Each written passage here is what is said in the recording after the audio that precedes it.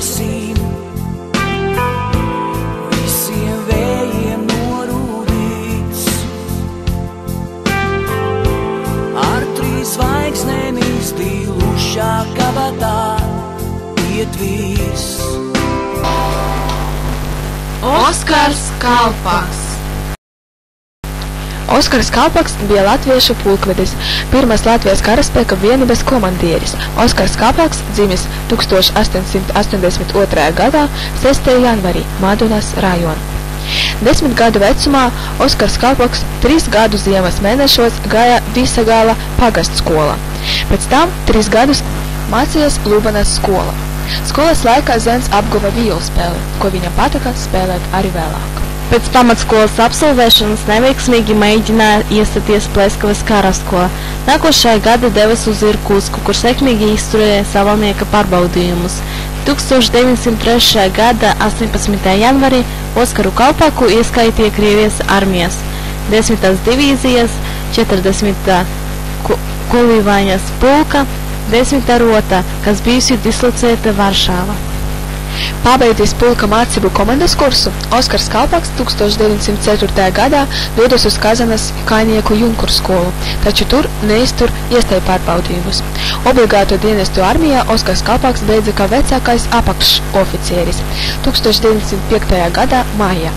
Tā pašā gada septembrī viņš atkal devas uz Irkūtsku, kur šoreiz veiksmīgi nokārtoja iestāju egzaminus junkuru skolā. 1905. gada revolucionāru apspiešanai sūtīja karaspēku, tā skaita karaskolas audzekņus. Oskars Kalpaks Irkūtskas strādnieku nemieru apspiešanas operācija izpelnīja savu pirmo apbalvojumu – sudraba medaļu par uzcīti. 1908. gadā jūnijā Oskars Kalpaks absolvēja Irkūtskas karaskolu un tika ieskaitīts 183. Pultuskas kainieku pulka, kura dislokācijas vieta bija Varšāva. Podporučika dienesta pakāpes iegūšana nozīmē, ka viņš skolu bija beidzis ļoti sekmīgi, jo absolventiem parasti piešķira tikai praporčika pakāpi. No 1908. līdz 1909. gadā Oskars Kalpaks tika norīkots par rotas pagaidu komandieri. Kādu laiku viņš ir pulka madzinis. 1910. gada vasarā armijas dislokācijā sakarā ar Pirmo pasaules kara tuvošanos notika lielais pārmaiņas, kuru rezultātā 183. Pultuskas pulku pārvietoja uz Kostrumu. Te viņš jau kā jaunākais virsnieks kļuva par pulka instruktoru sagatavošanas komandas priekšnieku. Līdz kara sākumam Oskars Kalpaks pēc izdienas ieguva poručika dienesta pakāpi un jau oficiāli kļuva par rotas komandieri. Sakarā ar Carīskas Krievijas jubilēju 1912. gadā viņš par labu dienestu tika apbalvots ar 2 piemiņas medaļām.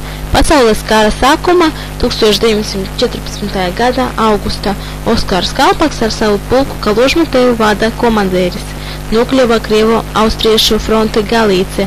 Par ievainojumu kaujā tika apbalvots ar Svēto Anas ordeņa 4. pakāpi, par drošsirdību un iniciatīvu komandējot vadu, pēc tam rotu Karpatu operācijas apbalvoja ar 3 ordeņiem, par cīņām pie Brestas vēl 2 ordeņi. Uzzinot par latviešu strelnieku bataljonu formēšanu, viņš lūdza atļauju pārcelties uz tiem, taču tika noraidīts. Par 1915. gada augusta kaujām pie Zaļondvarecas viņu apbalvoja ar Svētas jūras zobenu.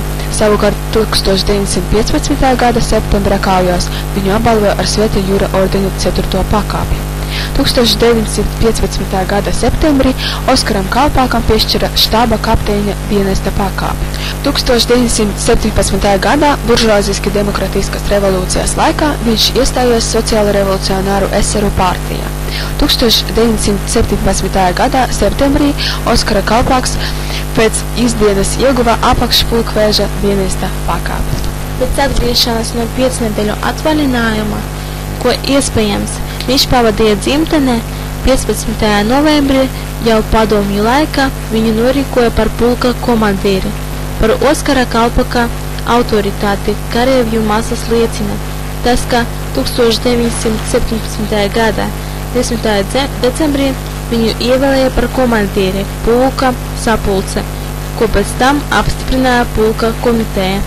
Pēc pulka demobilizācijas Kalpaks 1918. gada 8. aprīlī atgriezās Kostroma, kur pabeidza pulku štabu.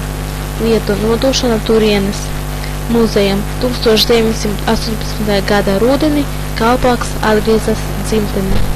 Oskara Kalpaka krišanas vietā Airītēs 1936. gadā tika ierīkots muzejs. Tas tika atjaunots 1988. un 1990. gadā. Kopš 2007. gadā muzejs ir Latvijas kara muzeja filiāle.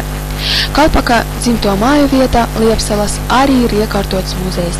Diemžēl padomju meliorācijas rezultātā saglabājušies bija tikai kūts mūri, kurie tika pārbūvēti un tur izveidota ekspozīcija. 2006. gadā 22. jūnijā Kalpakam tika atklāts piemineklis Rīgā, Espandē. Oskara Kalpaka vārdā ir nosauktas ielas Gulbenē, Jelgavā, Kuldīga, Liepājā, Lubanā, Madonā, Rīga, Sabilē, Sigulda un Skrundā. Kas cīnīs